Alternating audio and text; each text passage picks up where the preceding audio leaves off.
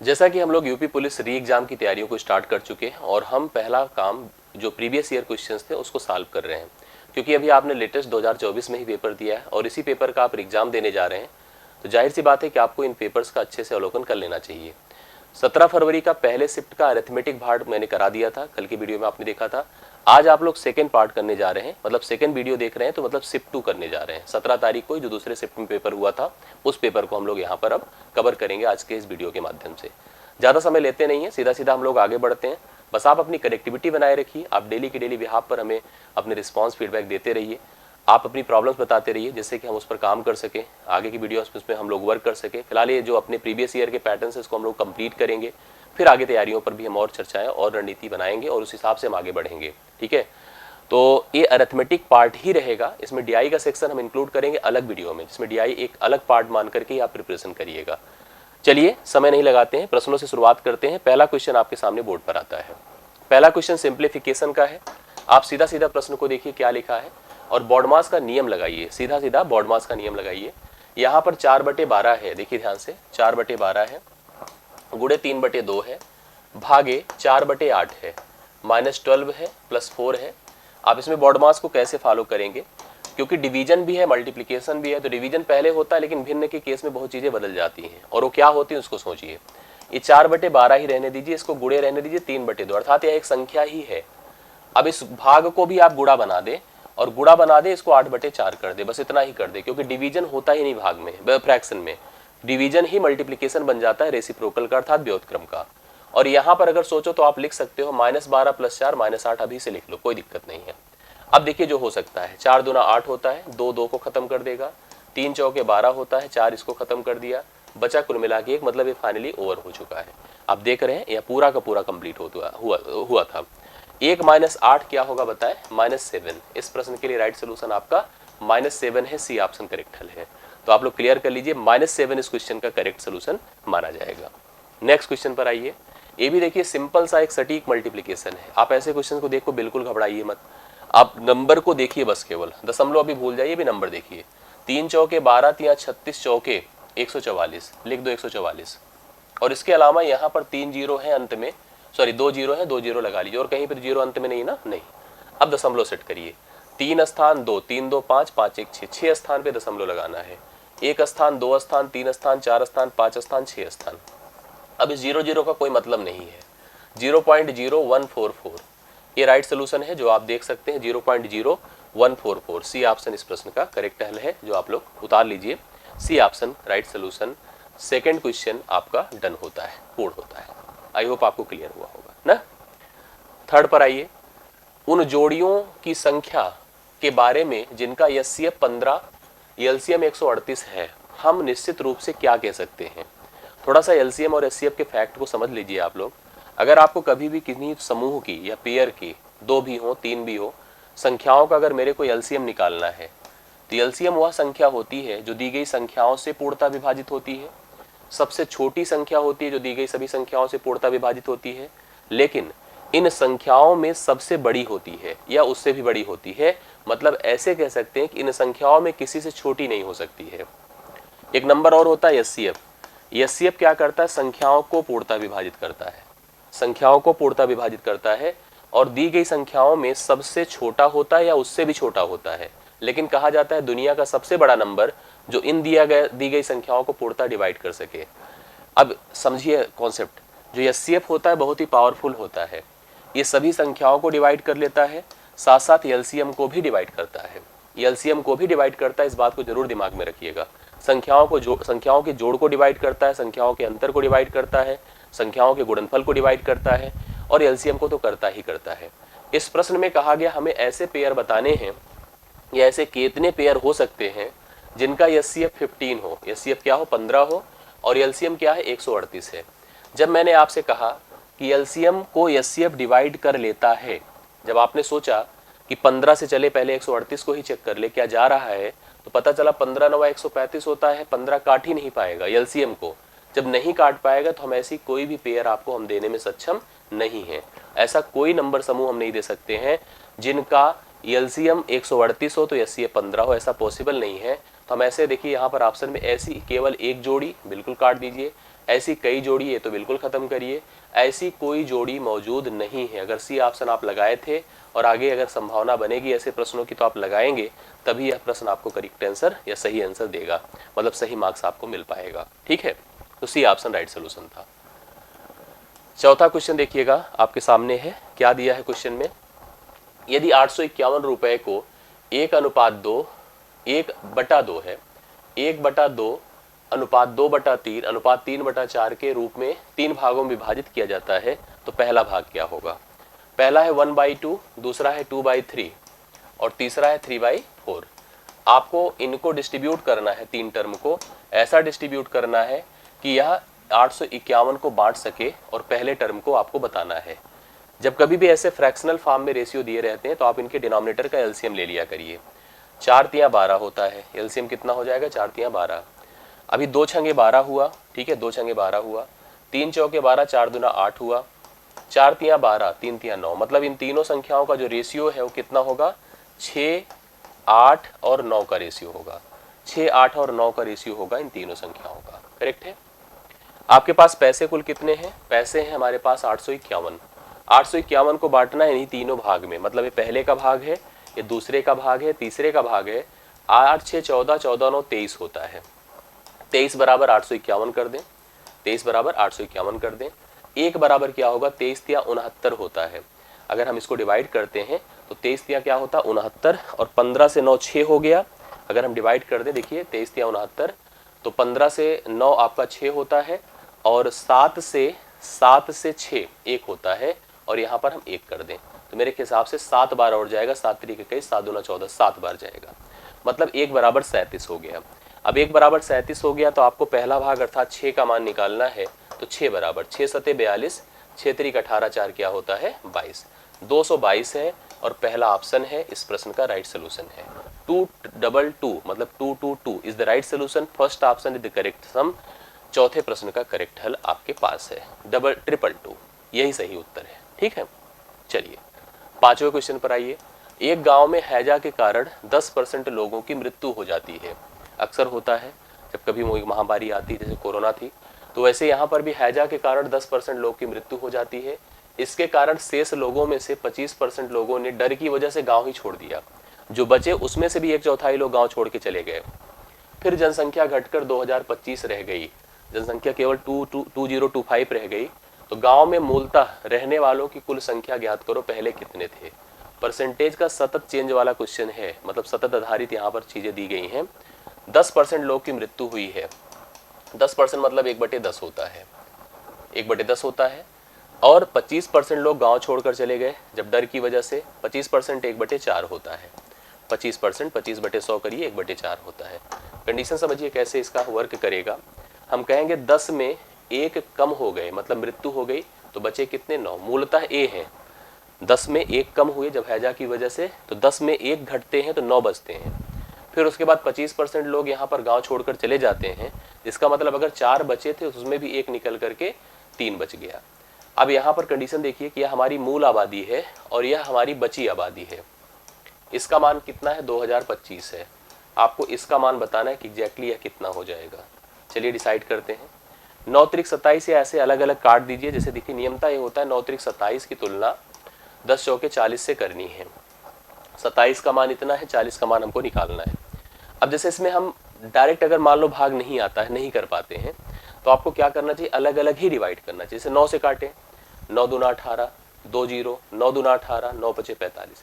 अभी 3 से काटो, 3 सते 21, 3 पचे 15, 75 को लाओ 40 से गुणा करो, 75 गुणे 40 करिए, ठीक है, शून्य हुआ, 4 पंचे 20, 4 सते 28, 2 30। 3000 वहाँ की कुल आबादी थी, जिसमें अगर 10% लोग की मृत्यु हो गई और 25% बचे में से निकलकर भाग गए, मतलब छोड़ दिए गांव को, तो ऐसे में हमारे पास संख्या अगर 2025 रह गई है तो प्रारंभिक आबादी 3000 थी। मतलब प्रारंभ में मूल जनसंख्या उस नगर की, उस गांव की 3000 थी, जो 5वें प्रश्न का राइट सोल्यूशन है, option number B. Next question देखिएगा। इकाई का अंक देखो, यूपी पुलिस कांस्टेबल में इतना मतलब छोटा सा एक क्वेश्चन पूछ लेता है, बट ऐसे बड़े प्रश्न भी आपको दिखेंगे इस बार, क्योंकि इकाई का अंक बहुत ब्रॉड होता है, अलग अलग पैटर्न्स उसमें होते हैं। फिलहाल अभी की केस में हमारे सामने जो प्रश्न था, हमें इनका यूनिट डिजिट डिसाइड करना है। अपने पास नंबर है 6812, 3528, 3179 और 4324। मुझे इकाई अगर डिसाइड करना है तो यूनिट डिजिट का मल्टीप्लिकेशन आपस में करें। 2 अठे 16 6 हुआ, 6 नवा 54 4 हुआ, 4 चौके 16 6 हुआ। तो राइट सोल्यूशन बताएं कितना हुआ। डी ऑप्शन है 6। डी ऑप्शन 6 करेक्ट हल है। छठे प्रश्न का 6 ही राइट सोल्यूशन है। छठे क्वेश्चन का 6 ही राइट सोल्यूशन है। आप लोग डी ऑप्शन को देख सकते हैं। क्लियर। नेक्स्ट क्वेश्चन पर आइए। एक राशि का 3 वर्षों के लिए एक निश्चित दर पर साधारण ब्याज रखा जाता है, मतलब साधारण ब्याज की दर पर रखा गया। कह रहा है इसे 2% अधिक दर पर रखा गया होता, ब्याज दर अगर 2% ज्यादा हुई होती तो 420 रुपए अधिक प्राप्त हुए होते, तो राशि ज्ञात करो। दरअसल साधारण ब्याज हर साल समान इंक्रीज देता है, और साधारण ब्याज जो ज्ञात किया जाता है 2 चीजों से। साधारण ब्याज मूलतः तो आपने फार्मूला पढ़ा होगा कि मूलधन गुणे दर गुणे समय बटा 100 होता है, लेकिन मैं जैसे ऐसे बता रहा हूँ, दर परसेंट, जैसे जो भी दर परसेंट है 5%, 4%, 2%, जो भी है समय, अगर हम इनको मिला दें तो हमको ब्याज का परसेंटेज क्लियर हो जाता है। जैसे आपको कहा जाए कि 10% ब्याज दर है, 2 साल का समय है, तो 2 साल में 10 दूना 20%, 3 साल में 30%, 4 साल में 40%। अब परसेंट तो जान ही रहे हैं आप लोग कि 20% है तो 100 में 20 है ना, तो 100 मूलधन है, 20 ब्याज है। या अगर भिन्न में लिखो तो 20/100, 1/5, 5 मूलधन है तो 1 ब्याज है। तुलना सीधा सीधा वैसे ही किया जाता है जैसे परसेंटेज पे होता है। इसने कहा कि 3 साल तक लिए किसी पैसे का निवेश साधारण ब्याज पर रखा गया था। ब्याज दर अगर 2% बढ़ा दिया जाए, जैसे देखिएगा, मान लो दर थी 8% और समय था 3 वर्ष, अब एक चीज यहाँ पर थोड़ा स्पेसियस लिखते हैं, मतलब क्लियर रहे जिससे आपको चीजें। मैंने कहा दर था 8%, समय था 3 वर्ष। अब कह रहा दर को अगर 2% बढ़ा दें तो r+2% हो गया, समय तो वही रहेगा ना। अब कह रहा है इससे 420 अधिक प्राप्त हुआ। देखो पहले जितना मिलता था इन दोनों में, जैसे अगर सोचा जाए तो फर्क क्या है, कुछ नहीं फर्क है। ये 3r% है और ये सोचो तो 3r% + 6% है, तो दोनों में कितने का अंतर है बताओ, 6% का, और कोई अंतर नहीं है, यही 6%, बाकी ये तो सेम ही है ना। 6% का मान ही कितना है, 420 है। अब तुलना जैसे परसेंटेज में होती है तो 100% ही तो मूलधन होगा, तो 100% क्या होगा, 6 सत्ते 42, 70 होगा, 70 का 100 से गुणा कर दें, 7000 था principal. A option right solution, 7000 was the correct solution. तो 7वें क्वेश्चन का 7000 इस प्रश्न का सोल्यूशन बन रहा है। मूलधन आपका एग्जैक्टली 7000 था। आप लोग अच्छे से इसको रिवाइज कर लीजिए, देख लीजिए, समझ लीजिए, कंफर्म हो तो क्लियर भी कर दीजिएगा, अगर डाउट रहे तो मुझे बता भी दीजिएगा, ठीक है। आगे बढ़ता हूं मैं, नेक्स्ट क्वेश्चन पर आता हूं। 8वां नंबर, पी क्यू और आर प्रत्येक 20,000 रुपए का निवेश करके एक व्यापार शुरू करते हैं। 3 व्यक्ति हैं, 20,000 रुपए का एक निवेश करके व्यापार शुरू करते हैं। 5 महीने बाद पी ने 5,000 रुपए निकाले। पी ने कितने पैसे निकाल लिए, 5,000। क्यू ने 4,000 रुपए निकाले, क्यू ने अपने धन से 4,000 निकाल लिया। आर ने 6,000 का अतिरिक्त निवेश कर दिया, आर ने 6,000 बढ़ा के जमा कर दिया। वर्ष के अंत में कुल 34,950 रुपए का यदि लाभ होता है तो पी का हिस्सा ज्ञात करो। ये दरअसल पार्टनरशिप का एक ठीक ठाक प्रश्न था, अक्सर बैंकिंग में पूछा जाता है प्रश्न, लेकिन ये पूछा गया है और अच्छा क्वेश्चन है। पी ने, क्यू ने और आर ने, तीनों ने कुछ पैसे लगाए थे 20-20 हजार। मैं 20,000 को 20 लिखता हूँ, 20 लिखता हूँ, 20 लिखता हूँ, बराबर लिख दिया, कोई दिक्कत नहीं है। आप 2-2 भी लिखकर चल सकते थे, लेकिन 20,000 लेकर चलते हैं, ज्यादा सही रहेगा, ठीक है। अब ये देखिए व्यापार शुरू कर दिए हैं सब लोग, करना स्टार्ट कर दिए हैं, और निवेश कंटिन्यूड था, लेकिन प्रॉब्लम यह है कि 5 महीने बाद यहाँ कई परिवर्तन हो जाते हैं। तो 5 महीने तक तो व्यापार प्रॉपर स्मूथ चलता रहा, तो 5 महीने तक इनके निवेश को हम ऐसे काउंट भी करते रहे, ठीक है, 5 से गुणा भी कर दिया, निवेश इनका काउंटेड है। 5 महीने बाद होता क्या है कि पी ने 5,000 रुपए कम कर दिए अपने। पी ने 5,000 देखो निकाल दिया अपना, जब 5 निकाला तो इसका पैसा 20 से 5 कम होकर 15 हो गया। क्यू ने 4,000 निकाला, क्यू ने भी निकाला 4,000 निकलेगा तो इसका पैसा 16 हो जाएगा। आर ने 6,000 और लाके जमा कर दिया, आर देखो 6,000 लाके जमा कर रहा है, तो इसका पैसा 26 होगा। अब ये व्यापार फिर कंटिन्यू हुआ, ये व्यापार फिर कंटिन्यू होता है, इसके पैसा, अब सोचो अगर 12 महीने का व्यापार होता है, 12 महीने का, तो 12 महीने में 5 महीना पहले से, अभी अगले समय की बात करो 7-7 महीने बचे हैं, तो 15 गुणे 7 कर दो, 16 गुणे 7 कर दो और 26 गुणे 7 कर दो। तो इनके निवेश जो डिसाइड होंगे, क्योंकि किसी भी लाभ का बंटवारा आपके इन्वेस्टमेंट पर ही डिपेंड करता है, और इन्वेस्टमेंट हमेशा डिसाइड करता है सम जो पैसा आप जमा करते हो और जितने समय तक आप जमा करते हो। देखो 5 महीने तक कोई डिस्टर्बेंस नहीं था, सबका निवेश 100 हो गया था, 100 इक्विवेलेंट हो भी गया था देखिए। लेकिन अगले 7 महीने में चीज़ें पलट गई। एक ने पैसे अपने 5 निकाले तो 15 निवेश अर्थात इसका धन 105 माना जाएगा। दूसरे ने 4 निकाले, 16 सत्ते 112, 112 माना जाएगा। तीसरे ने 6 और बढ़ा दिया तो इसका निवेश 182 हो जाएगा। 6 सत्ते 42, 6 दूना 12, 12 4 कितना 6 सत्ते 42, देखिए 26 सत्ते अगर, क्योंकि 20 था 20 में 6 इसने बढ़ा दिया, 7 छंगे 42, 2 4 7 दूना 14 4 18, 182 हो जाएगा। टोटल अगर हम लोग यहाँ पर अब इन्वेस्टमेंट का रेशियो डिसाइड करें तो इसका 205 होगा, इसका 212 होगा और इसका 282 होगा। अब यहाँ पर यही इनके निवेश का अनुपात है, यही निवेश का अनुपात है। बहुत काटने के चक्कर में मत पड़िए, इसी अनुपात में ही डिस्ट्रीब्यूट करिए। जो पैसा आपने फायदा कमाया है उस पैसे का डिस्ट्रीब्यूशन अनुपाती पदों को जोड़ दीजिए। 2 तो 400, 4 2 600, 600 हो गया और 600 इसके बाद देखिए 682 है, 82 10 92, 92 2 94, 5 99, 699 के बराबर होगा जोड़। और बराबर कितना है 34,950 के। एक का मान कितना होगा देखिए, मैं आपको कंफर्म कर दूं, आप इसको डिवाइड कर दो, 5 बार जाएगा, 5 9 45, 5 9 45, 4 49, 5 छंगे 30, बिल्कुल सही बात है। 5 बार गया अगर सोचो तो 50 चला जाएगा, 50 हो गया। अब हमको पी का हिस्सा बताना है, एक का मान 50 आ गया है, पी का अनुपाती भाग 205 है, 205 का मान बताइए तो पी का मान आ जाएगा। शून्य इससे गुणा करें, शून्य 5 पचे 25, 5 शून्य शून्य 2 हो गया, 5 दूना 10, 10,250 रुपए यहाँ पर पी का लाभांश है, जो कि 34,950 के हिस्से में 10,250 रुपए पी को अपने निवेश के हिसाब से प्राप्त हो जाएगा। क्यू का पता करना होता 212 से कर देते, आर का पता करना होता तो 282 से कर देते, जिससे भी आप गुणा कर दो उसका हिस्सा हमको एग्जैक्टली पता चल जाएगा। तो 8वां प्रश्न आपका राइट सोल्यूशन है 10,250। चलिए 9वें क्वेश्चन पर आइए। औसत देखिए हर बार पूछा जा रहा है। 11 परिणामों का औसत, 11 रिजल्ट्स हैं, ऑब्जर्वेशंस हैं, इनका औसत 50 दिया गया है, 11 परिणाम। यदि पहले 6 परिणामों का औसत 51 है और अंतिम 6 परिणामों का औसत 59 है तो छठा परिणाम आपको बताना है। फिर इसको जैसे पिछले शिफ्ट में देखा होगा कि एक एवरेज का क्वेश्चन था, उसी तरह से यहाँ भी है। आप इसको ट्रेडिशनल भी कर सकते हैं, थोड़ा ट्रिकी भी कर सकते हैं। जैसे 1 से लेकर 11 परिणाम थे, इनका औसत दिया था कितना 50, ठीक है। इसमें इसने हमसे कहा कि पहले 6, ध्यान से देखिएगा, पहले 6 का औसत कितना है 51, अंतिम 6 जब लेंगे तो 6 6 12 आप कर रहे हैं ना, तो 11 ही टोटल थे, 12 कर रहे हैं, मतलब एक ओवरलैप हो रहा है। पिछले में मिसिंग क्वेश्चन था, यहाँ ओवरलैपिंग क्वेश्चन है। तो यहाँ पर इनका औसत कितना है, अगर देखो तो इनका एवरेज जो है आपका 59 है। कितना है 59 है। अब अगर हम ट्रेडिशनल करते हैं तो देखो कैसे होता है, 11 गुणे 50 कर दो, 11 पचे 55, 550 होगा। इसका गुणा करो 6 के 6, 6 पंचे 30, 306 होगा। और इसका गुणा करो 6 9 54 की 4 हासिल 5, 6 पंचे 30, 5 35, 354 जोड़िए तो कितना हुआ 3 3 6 और 660 हो गया। अब 660 टोटल आ रहा है, तब आ रहा है जब हमने इस छठे परिणाम को 2 बार लिया है, तभी तो ओवरलैपिंग है ना। तो 660 से अगर आप 550 घटा दें तो एग्जैक्टली आपको पता चल जाएगा 110 होगा वह मान जो आपको ऑप्शन नंबर डी में दिया है। मैं इसको डायरेक्ट भी करने का तरीका, क्योंकि इसमें कभी कभी डेटा इतने टफ हो जाते हैं कि आप इस तरह से नहीं कर पाओगे। देखो कैसे करा जाता है। ये ओवरलैपिंग और मिसिंग 2 कॉन्सेप्ट आते हैं। एक तो जैसे आपने देखा कि यहाँ पर ओवरलैप किया, 2 बार ऑब्जर्वेशंस का उपयोग किया, एक में छोड़ देता है तो उसी को मिसिंग कहते हैं, तो उसका भी उपयोग होता है।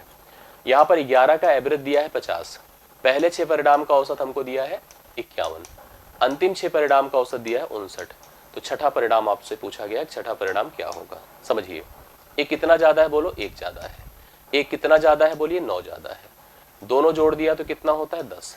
और यहाँ पर संख्या अगर सेम रहती तो सबसे बेहतर है, नहीं सेम है तो अलग अलग मल्टीप्लाई। 10 गुणे आपको 6 करना है, मान हो गया 60। ध्यान दीजिएगा, अगर ओवरलैपिंग निकालना है और ये पॉजिटिव है जाके जुड़ जाएगा, 60 इसमें जुड़ेगा तो इसका मान कितना हो जाएगा 110। यहाँ पर ओरल आंसर देखिए ऐसे बता सकते हैं, नेगेटिव होता तो जाके कट जाता, बस इतना सही सेंस है। 9वें क्वेश्चन का राइट सोल्यूशन यहाँ पर जो आपका छठा परिणाम है, छठी वैल्यू है, वह 110 है। इसको अच्छे से आप लोग देख लीजिए। नेक्स्ट क्वेश्चन देखिए 10वां नंबर। दीप्तेश और तुषार अलग अलग कार्य करते हुए कार्य को क्रमशः 9 और 12 दिनों में पूरा कर सकते हैं। अगर आप दीप्तेश से कोई काम करा लो तो 9 दिन में पूरा हो जाता है, जबकि तुषार से अगर आप वही काम करा लो तो 12 दिन में पूर्ण होता है। दीप्तेश से प्रारंभ करके, दीप्तेश ने काम को प्रारंभ किया, वे बारी बारी अल्टरनेट जिसको कहते हैं, एक एक दिन कर काम करते हैं। मतलब जैसे पहले दिन दीप्तेश करेगा, दूसरे दिन तुषार, फिर दीप्तेश, फिर तुषार, फिर दीप्तेश, फिर तुषार। ऐसी एक्टिविटी जो अल्टरनेट वाला होता है उसी चीजें में, उसी में स्टार्ट होती है, उसी में काम होता है। लेकिन इसमें ध्यान देने की जरूरत है, काम प्रारंभ कौन किया, ये बहुत जरूरी है जानना। लिखा है दीप्तेश से प्रारंभ करके, मतलब काम की स्टार्टिंग किसने किया है, दीप्तेश ने किया है। तो कार्य कह रहा है कितने दिनों में पूर्ण होगा। सबसे पहले आप यहाँ पर टोटल वर्क बता दें क्या है। टोटल वर्क 12 और 9 के एलसीएम 36 होगा। कितना, 36। अब प्रत्येक की क्षमता देखिए, 9 चौके 36, 12 तियां 36, 9 चौके 36, 12 तियां 36, मतलब दोनों की क्षमता 4 और कितनी है, 3 है।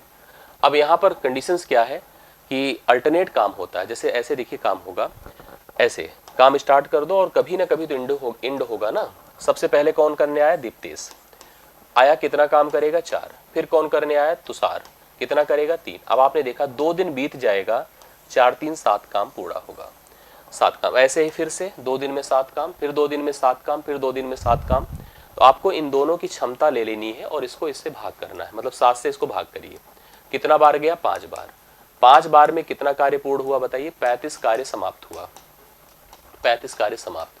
5 बार में, 5 बार मतलब एक बार में कितने दिन, एक बार में 2 दिन। आप देख रहे हैं ना, एक बार में 2 दिन, ऐसे 5 बार, 5 बार मतलब 5 गुणे 2, अर्थात 10 दिन में 35 कार्य पूर्ण हुआ, 10 दिन में। अभी आपका कितना काम बचा है, एक। 10 दिन पूरे हो चुके हैं, एक काम बचा है।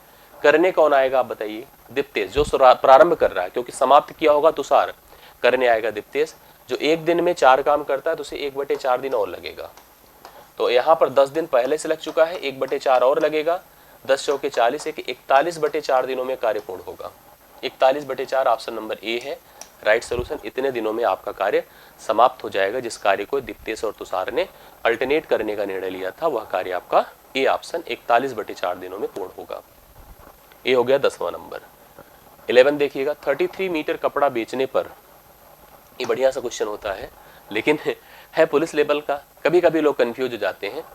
33 मीटर कपड़ा बेचने पर मतलब 33 मीटर कपड़ा किसी दुकानदार ने जब बेच दिया तो उसको पता चला कि 11 मीटर कपड़े का जो विक्रय मूल्य था, पर व्यक्ति को 11 मीटर का विक्रय मूल्य प्राप्त होता है। 11 मीटर का विक्रय मूल्य प्राप्त होता है। दरअसल यहाँ पर जो क्वेश्चन की वर्डिंग है वो थोड़ा सा डिफरेंट है।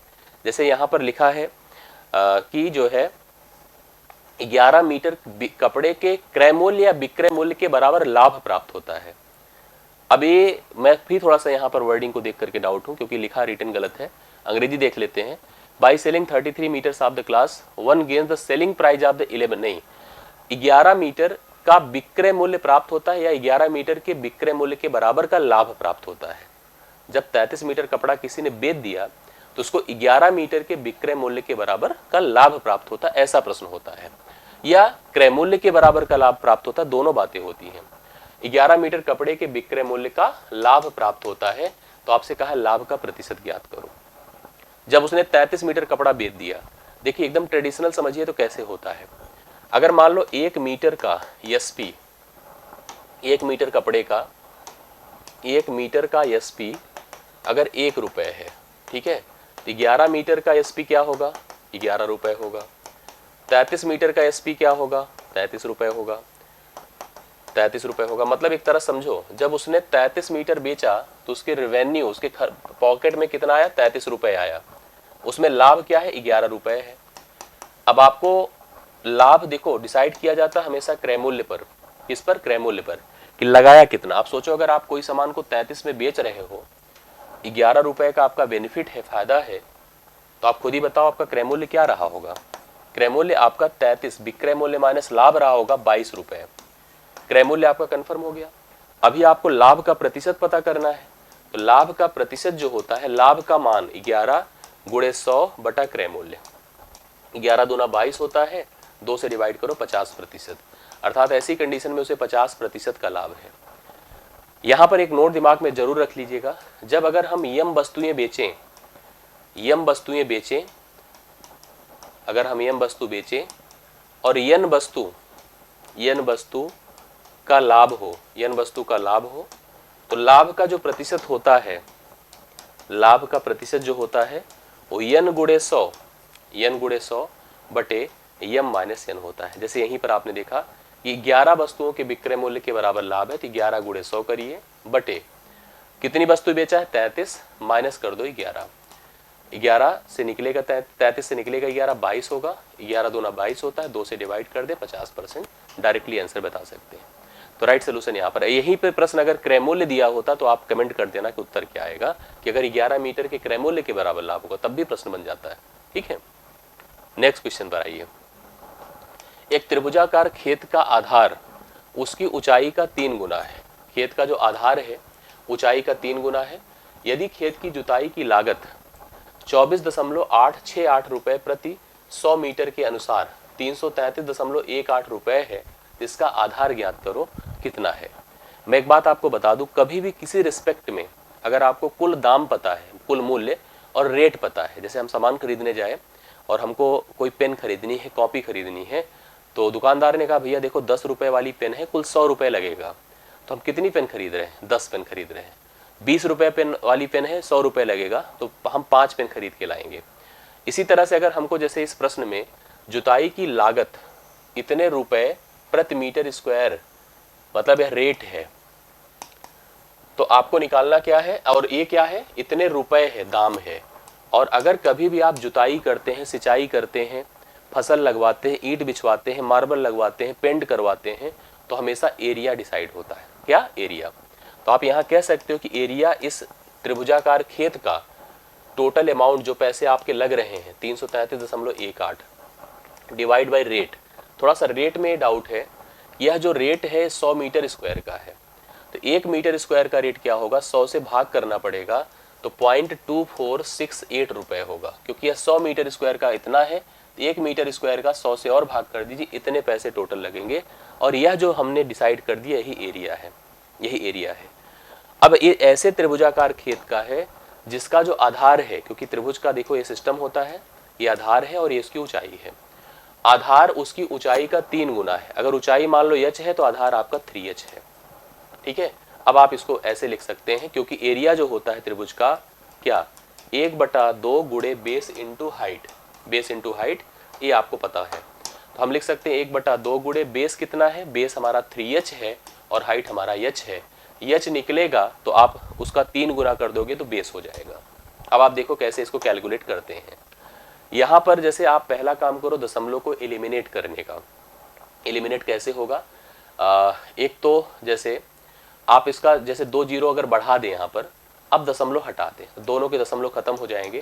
ये 33, 3, 18, डबल जीरो, और यहाँ पर 24, 68 बराबर 1/2 है, गुणे 3h स्क्वायर है, 3h स्क्वायर है। अब आप देखो लो जो कैंसिल हो सकता है, क्योंकि कैंसिल तो डेड श्योर होना ही होना है इसको, हाँ कैंसिल होना ही होना है, और ऑप्शन आप खुद ही देख रहे हैं कि उसी हिसाब से डिसाइडेड है। एक चेक करिए, 3 से अगर हम इसको डिवाइड करते हैं, 3 1 के 3, 3 1 के 3, 3 1 के 3, 3 छंगे 18, 0 0। ठीक है, 2 से इसको काट दीजिए, 2 1 के 2, 2 दूना 4, 2 3 6, 2 चौके 8, या इसको डिवाइड अगर करेगा 4 छंग 24, 6 बार। ठीक है, आप अगर चेक करिए, देखिए जैसे अगर हम इसको काटते हैं 4 बार, 4 चौके 16, अगर हम 4 बार करते हैं, 4 चौके 16 और 4 3 12, जैसे अगर हम इसको अगर डिवाइड कर देते हैं इससे कि हम 2 ऑप्शन लेकर चलते हैं, हमारे पास ये टर्म है, अगर वैल्यू जो हम लोग डिवाइड कर रहे हैं आप देखेंगे तो खुद ही आपको क्लियर हो जाएगा। जो टर्म है अपने पास 1 1 1 1 1 1 0 और कितना है 600, अगर हम इसको डिवाइड कर रहे हैं 1 2 3 4 से, 1 2 3 4 से, तो दिस बिकम, आई होप अगर आप इसको प्रॉपर कैंसिल करें, 9 चौके 36, 9 बार जाएगा, मतलब यह 900 हो जाएगा। 900 is equal to h square है, तो h का मान आपको कन्फर्म है, वर्गमूल करोगे 30 आएगा, 30 का वर्ग होता है 900। हाइट अगर आपकी 30 है तो आपको पता है कि यह 3 गुना है किसकी, बेस की। तो बेस क्या होगा, ये सॉरी ये कुछ हमने मिस किया है, हाँ ये आपका मीटर स्क्वायर है ना। तो हाइट अगर हमारी 30 है, करेक्ट लिखा हम लोगों ने, हाइट 30 है, तो अपने को तो बेस फाइंड करना है, तो बेस क्या है 3h है, तो मतलब हम 30 गुणे कितना कर दे, 3 कर दे, अर्थात 90 मीटर की यहाँ पर ऊंचाई होगी, जो ऑप्शन नंबर डी में आपको दिया है। ठीक है, सही है, 90 मीटर्स इसका राइट सोल्यूशन रहा होगा। अगर आपने इस प्रश्न को हल किया था तो 90 मीटर्स आपने भी लगाया था। बढ़िया क्वेश्चन है, थोड़ा सा डेटा देखकर लोग कंफ्यूज होंगे, लेकिन बहुत ईजी है, अगर एक बार थोड़ा दिमाग लगाओ तो प्रश्न हल हो जाएगा। यदि बंदन 20 किलोमीटर प्रति घंटे की गति से दौड़ता है, 20 किलोमीटर प्रति घंटे की गति से दौड़ता है, तो उसे 500 मीटर की दूरी तय करने में आसान सा प्रश्न था ना। चाल दिया था 20 kilometre per hour, 20 kilometre per hour, और ये आपकी डिस्टेंस है 500 मीटर, 500 मीटर। अब आपको टाइम पता करना है, तो टाइम बराबर डिस्टेंस अपान क्या होता है, स्पीड होता है। अब यहाँ पर आपको ध्यान देना है कि जो अपनी स्पीड है वो तो किलोमीटर प्रति घंटे में है, और जो टाइम है वो किस में है, मीटर में है। मिनट में पूछ रहा है तो सब कुछ पॉसिबल है, अर्थात आप उसको किलोमीटर में बना के भी सोच सकते हो, या इसको मीटर पर सेकेंड में बना करके भी जा सकते हो। सेकेंड में आएगा तो मिनट में कन्वर्ट करना भी आसान है। किलोमीटर प्रति घंटे को मीटर पर सेकेंड में अगर करना है, मीटर पर सेकेंड में, तो 20 गुणे 5/18 कर दो, ये मीटर पर सेकेंड हो गया। डिस्टेंस कितनी है 500, और 18 ऊपर जाएगा, करेक्ट, और 20 गुणे 5 नीचे आएगा, बट ये सेकेंड है, ध्यान देना, ये जो आएगा वैल्यू सेकेंड है। सेकेंड को मिनट में बनाने के लिए 60 से डिवाइड किया जाता है, सेकेंड को मिनट में लाने के लिए 60 से भाग किया जाता है। पहले 20 पंचे 100, इसको डिवाइड करेगा 5 जाएगा, 18 पंचे 90, इट इज 90 सेकेंड। वैसे भी 60 सेकेंड 1 मिनट होता है, 30 और जुड़ा है तो 1.5 मिनट तो तय है। 90 से वैसे 60 से भाग कर दो, इसको तो मिनट हो जाएगा ना, 1.5 मिनट लगेगा। 1.5 मिनट का टोटल वक्त लगेगा बंदन को 500 मीटर की दूरी को तय करने के लिए, जिस स्पीड से बंदन ट्रेवल कर रहा है। आइए 14 पर देखिए, श्रेणी का क्वेश्चन इसमें भी है। ये भी श्रेणी आपकी अरिथमेटिक ही है, क्यों, क्योंकि 14 दिया है, 10 दिया है, 6 है, 2 है, and so on. 14th term पूछ रहा 14वां पद। जैसे पहले शिफ्ट में आपने देखा होगा एक प्रश्न था 21वां पद पूछा था, यहाँ पर 14th पूछ रहा है, तो कंफर्म है। मैंने जैसे आपसे कहा कि श्रेणी अगर समांतर है, पहले चेक कर लो समांतर है कि नहीं। 4 का डिफरेंस बहुत जरूरी है कि पॉजिटिव नेगेटिव भी लीजिएगा। कुछ लोग इसको पॉजिटिव लेकर के गलत कराएंगे। आप अंतर देख रहे हैं -4 हो रहा है, ध्यान दीजिएगा 4 घट रहा है, 4 जुड़ नहीं रहा है, तो -4 लेना पड़ेगा। अब हमने एक चीज और बताया, अच्छा 2 बातें पहले तय कर लीजिए। ए का मान 14 है और डी का मान कितना है, -4 है, और आपको यहाँ पर 14th टर्म पता करना है। पहला टर्म ए होता है, दूसरा a+d होता है, तीसरा a+2d होता है, चौथा a+3d होता है, इस क्रम में डिसाइड होता है। पांचवा a+4d, छठा a+5d, सातवां a+6d, तो 14th a+13d। ठीक, लिखिए a+13d यहाँ पे लिखता हूँ। a का मान 14 है, प्लस 13 इंटू dd मतलब -4, 14 - 13 चौके 52 है, 12 से 4 8 होता है, 4 से 1 3, -38 है, -38 है पहला ऑप्शन इस प्रश्न का right solution. -38 14th correct solution है, इस प्रश्न के लिए राइट सोल्यूशन बन रहा है जो आप देख पा रहे हैं, फर्स्ट ऑप्शन ए ऑप्शन। ये देखिए सिंप्लीफिकेशन का एक प्रश्न फिर से है, सॉल्व करना है। 336 है, डिवाइड बाई 12 है, प्लस 4 गुणे 3 है। अब इतना भी आसान नहीं आना चाहिए, लेकिन आ गया है, कोई बात नहीं।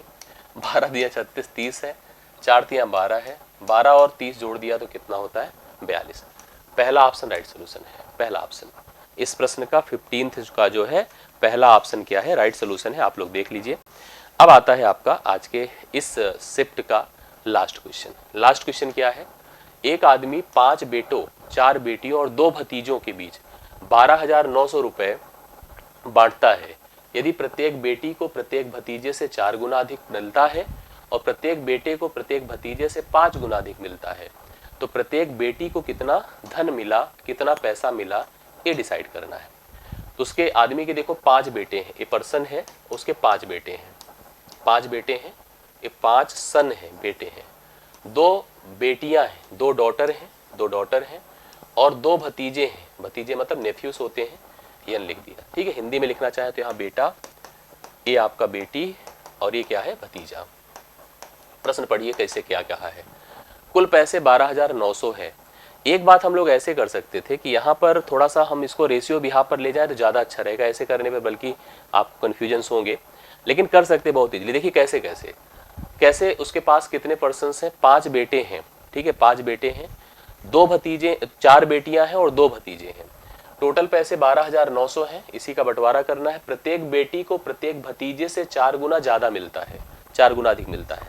तो एक बेटी अगर देखो, ए है डॉटर, ए है डाटर और ए क्या है, भतीजा। हाँ, मतलब डाटर है, यन भतीजा कह देते हैं हम लोग यहाँ पर। तो बेटी को भतीजे से 4 गुना अधिक मिलता है। 4 गुना अधिक मिलने का मतलब क्या होता है कि जैसे 4 गुना मिलता है, जैसे अगर भतीजे को 1 रुपए मिलता है तो इसको 4 रुपए मिलता है। ठीक है, भतीजे को अगर 1 रुपए मिलता है तो इसको 4 रुपए मिलता है। अब इसमें कहा है प्रत्येक बेटे को प्रत्येक भतीजे से 5 गुना अधिक मिलता है। तो बेटे को जो है देखिए कितना मिला, जो सन है उसको 5 गुना मिलता है, ऐसे है। अब इसमें संख्या भी है अपने पास ना, ये डिसाइड करना जरूरी है। फिलहाल हम लोग को ये समझ में आता है कि अगर लड़की, बेटी, भतीजा और बेटा, इनका जो रेशियो है 4, 1 और 5 का है। बट अगर हम लोग यहाँ पर टोटल पैसे की बात कर लें तो यहाँ पर बेटियां कितनी हैं, 4 हैं, तो इसको 4 से गुणा कर दो।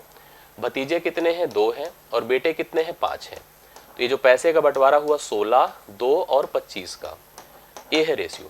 तो आपसे पूछा गया प्रत्येक बेटी को कितना पैसा मिलेगा। आप वही डेटा लेके चलते तो भी हो जाता। इस प्रकार से देखिए अब इनको जोड़ लेते हैं तो 16, 2, 18, 18 और 25, 25, 2, 27, 10, 37, 43 हो गया। 43 बराबर कितना हो जाएगा बताइए, 12,900। तो 1 बराबर कितना हो जाएगा, यहाँ पर कर दे अगर हम डिवाइड तो 3 जाएगा, 3 बार 300 हो गया। किसका हिस्सा पूछा गया था, प्रत्येक बेटी को कितना मिला। अब प्रत्येक बेटी के लिए अगर हम 16 से मल्टीप्लाई कर दें तो 16 तिया कितना होता है, 4800। 48 होता है, 4800 हो जाएगा। क्योंकि बेटियां 4 थी तो 4 से भाग करेंगे तो प्रत्येक बेटी को 1200 रुपए मिला होगा। तो इस प्रश्न का राइट सोल्यूशन क्या हो जाएगा, डी ऑप्शन हो जाएगा, 1200 करेक्ट हल होगा। प्रत्येक बेटी के हिस्से में 1200 रुपए आएगा। तो इस तरह से ये प्रश्न कंप्लीट हुआ, ये शिफ्ट भी कंप्लीट हुआ, और उम्मीद है कि दोनों शिफ्ट आप अच्छे से देख लिए। यह शिफ्ट भी कंप्लीट हुआ, उम्मीद है कि आपने शिफ्ट को अच्छी तरह से देख लिया होगा, सभी प्रश्नों को अच्छे से समझ लिया होगा। कोई डाउट होगी तो आप नीचे कमेंट बॉक्स में हमें जरूर आंसर दीजिएगा। अच्छा लगा हो तो वीडियो को लाइक भी कीजिएगा। नेक्स्ट सेशन में फिर से मुलाकात होती है। अभी के लिए हमारी तरफ से इतना ही, लेकिन हाँ, वीडियो की डेली कनेक्टिविटी के लिए, पीडीएफ के लिए आप हमसे डिस्क्रिप्शन में दिए गए मैथ्स के टेलीग्राम ग्रुप से जरूर जुड़े रहें, जिससे कि हम आपको रेगुलर बिहाफ पर इस तरह की कनेक्टिविटी में शामिल कर सके। आज के लिए इतना ही, बहुत बहुत धन्यवाद, थैंक यू सो मच।